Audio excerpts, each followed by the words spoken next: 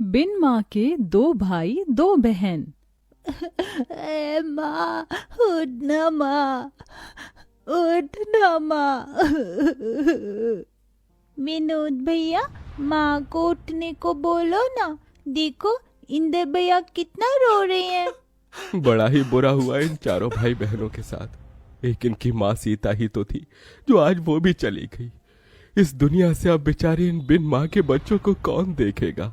वही तो मोहन, अरे एक माँ बिना बाप के भी बच्चे पाल लेती है, मगर एक बाप नहीं।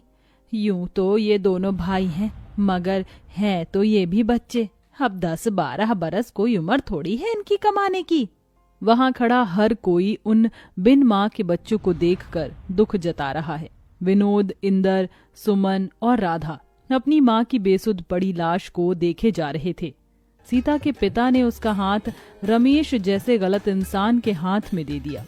सीता को शादी के बाद पता चला कि रमेश पियक्कड़ है, मगर हर औरत की तरह सीता ने भी इस उम्मीद से कि एक न एक दिन रमेश सुधर जाएगा, उसने इस रिश्ते को निभाया और 2 बेटी और 2 बेटों को जन्म दिया।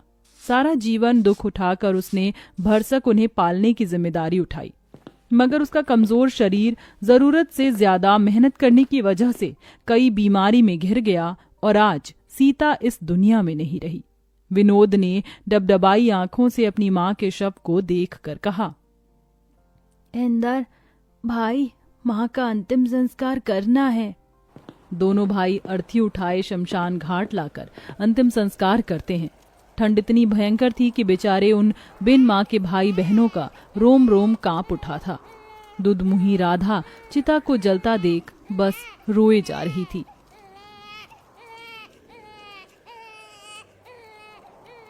खुद जलते जलते भी वो माँ अपने औलाद के उघार शरीर को गर्माहट से भर जाती है। बेचारे उन चारों भाई बहनों को भूखे प्यासे 2 दिन हो जाते हैं।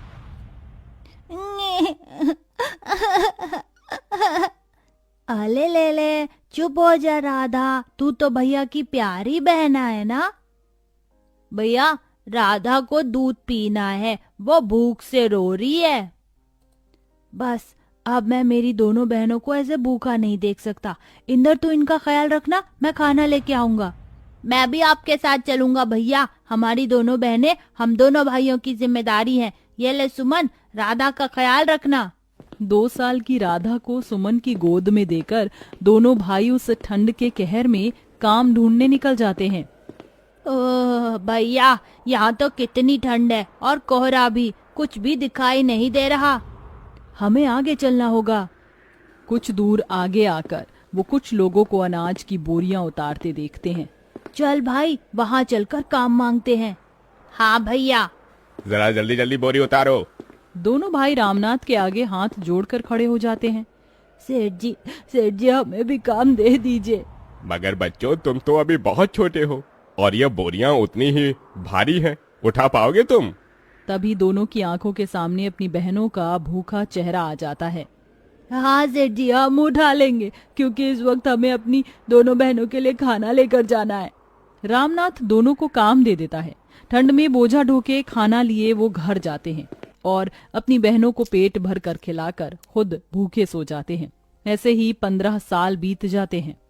विनोद, इंदर, ये लो तुम्हारी आज की दिहाड़ी। कितने हैं सेठ जी? दोनों के मिलाकर पूरे 2000 हैं। बहुत बहुत शुक्रिया सेठ जी। विनोद, कितनी बार कहा है मुझे सेठ जी मत कहा कर, काका कहा कर। कितने छोटे से आए थे तुम यहाँ, 15 साल बीत गए। तुम दोनों भाइयों की वजह से मेरा कल का छोटा सा गोदाम राशन मिल बन गया है। खैर, पिछले 2 दिन से तुम घर नहीं गए। जाओ, तुम्हारी दोनों बहनें चिंता कर रही होंगी। चलो भैया, घर चलते हैं। तभी उन्हें जाता देखकर रामनाथ ने कहा, इन दोनों भाइयों को देखकर लगता ही नहीं है कि ये बिन माँ के बच्चे हैं। खुद पर दुख उठाकर अपनी दोनों बहनों को पढ़ाया लिखाया। ईश्वर ऐसा भाई और ऐसी औलाद हर माँ को दे। राधा, सुमन, कहाँ हो हमारी प्यारी बहनों? विनोद भैया, इंदर भैया, कहाँ थे आप? आप दोनों को देखो तो, मुंह कैसे मुरझाया हुआ सा है। अरे वो सब छोड़ो और ये देखो, हम तुम दोनों के लिए क्या लाए हैं। क्या लाए हैं भैया? अरे ये तुम दोनों के लिए दो दो जोड़ी सूट और ये स्वेटर। भैया इसकी क्या जरूरत थी, कितनी ठंड पड़ रही है और आप हर दिन ऐसे ठिठुरते हुए जाते हैं काम पर। हर बार हम दोनों बहनों के बारे में सोचते हैं, अपने तन पर एक जोड़ी स्वेटर भी नहीं खरीदते। आप नहीं जानते भैया, आप दोनों जब कांपते हुए काम पर जाते हैं ना तो हमें बहुत दुख होता है। कहते कहते सुमन रो देती है। अरे पगली रोती क्यों है? तुझे पता है तुम दोनों हमारे जिगर का टुकड़ा हो। हम तुम्हारी आंखों में आंसू नहीं देख सकते, इसलिए तुम्हारे गरीब भाई खुद ही दुख उठाते हैं। तभी डबडबाई आंखों से राधा कहती है, भैया फिर कभी खुद को गरीब न कहना। सच कहती हूँ, ये हमारी तकदीर है जो आप दोनों हमारे वीर हैं। आप दोनों की परछाई में हमने हमेशा माँ को देखा है। आज भी याद है हमें, मुझे और सुमन दीदी को पेट भर खिलाने के लिए आप दोनों कैसे भूखे रह जाते थे, हमें पढ़ाया लिखाया। भैया अब आप दोनों शादी कर लीजिए। नहीं सुमन, जब तक तुम दोनों का घर नहीं बस जाता तब तक हम भाई शादी नहीं करेंगे। तभी दारू के नशे में धुत रमेश घर में घुसा।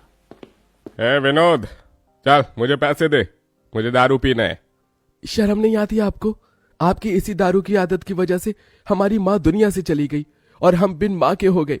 चले जाओ यहाँ से। ऐसे ही दिन बीतते गए और दोनों भाई राधा और सुमन के लिए रिश्ते देखने लगे। फिर एक दिन बड़ी सी गाड़ी उन बिन माँ के गरीब भाई बहन के द्वार पर आई। आइए वसुंधरा जी, मुझ गरीब भाई की कुटिया में आपका स्वागत है। इंदर, जाकर राधा और सुमन को ले आ। वसुंधरा दोनों की सादगी देखकर उन्हें पसंद कर लेती है। विनोद, मुझे तुम्हारी बहनें पसंद है। तुम बस शादी की तैयारी करो, मैं जल्दी अपने बेटों की बारात लेकर आऊंगी। माँ जी, मेरी आपसे एक विनती है। आप तो जानती हैं हम दोनों बिन माँ की बेटियां हैं। हमारे भाइयों ने बड़ा दुख उठाकर हमें पाला है। हमारे भाई दहेज नहीं दे पाएंगे। ये सुनकर दोनों भाइयों की आंख से आंसू छलक जाता है। बेटी, मुझे कोई दहेज नहीं चाहिए, चलती हूँ। ऐसे ही दिन बीतते हैं। इधर शादी का दिन पास आया है तो वहीं ठंड कई गुना बढ़ जाती है। भैया, आज आपकी तबीयत बिल्कुल ठीक नहीं लग रही है। हाँ भैया, लगता है आपको ठंड लग गई है। आज आप आराम कीजिए। नहीं इंदर, अभी बहनों की विदाई के लिए पैसे जोड़ने हैं, मैं घर पर नहीं बैठ सकता। ये कहकर उतनी ठंड में भी विनोद काम पर चल देता है। अब वह दिन भर बोरी ढोते और फिर बचे वक्त में जूते साफ करते तो कभी मलबा ढोते। अब शादी की रस्म भी शुरू हो जाती है। राधा सुमन को हल्दी मेहंदी लगाने लगती है। भैया, कल इसी वक्त हमारे आंगन में बहनों की बारात आएगी। ये हम दोनों भाइयों का कितना बड़ा भाग्य है ना भैया, जो अपनी बहनों का कन्यादान हम करेंगे। हाँ इंदर। मगर दोनों को कहाँ पता था कि एक और दुख उन पर आन पड़ने को है। शादी के रखे पैसे को रमेश चुरा कर ले जाकर दारू पी जाता है और खूब सट्टा खेलता है, जिसके बाद दोनों चिंता में आ जाते हैं। भैया, पैसे तो है ही नहीं।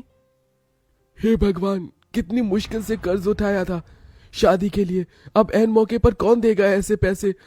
अरे यार, आज राधा और सुमन की बारात है, हमारी बहनों की इज्जत चली जाएगी। कैसे करेंगे हम उनकी विदाई?